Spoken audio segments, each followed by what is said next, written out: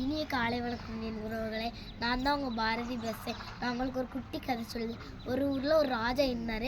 அவர் அவங்க நாட்டிலேருந்து பக்கத்து நாட்டுக்கு போயிட்டு வந்துகிட்டு இருந்தார்.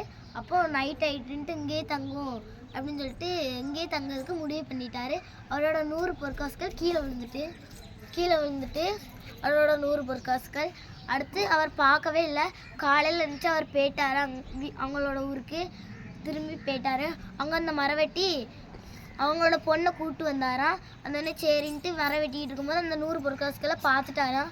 பார்த்துட்டு இது யார் பொற்காசுகளாக இருக்கும் அப்படின்ட்டு அவங்க பொண்ணுகிட்ட பேசிகிட்டே இருந்தாராம். அப்போ தான் அவங்க பொண்ணு சொன்னாங்களாம், அப்பா நேற்று தான்ப்பா நான் பார்த்தேன், இந்த ராஜா இப்படி போனார், அந்த ராஜாட்டே நம்ம கொண்டு கொடுத்துருமாப்பா அப்படின்னு சொல்லி அந்த ராஜாட்ட கொண்டு கொடுத்தாராம். அந்த ராஜா அவங்களுக்கு 2 மடங்கு 200 பொற்காசுகள் கொடுத்தாராம். அதனால நம்ம எப்போவுமே கடவுளை தரணும், உண்மையாக இருக்கணும், யார் பொருளுக்கும் ஆசைப்படக்கூடாது.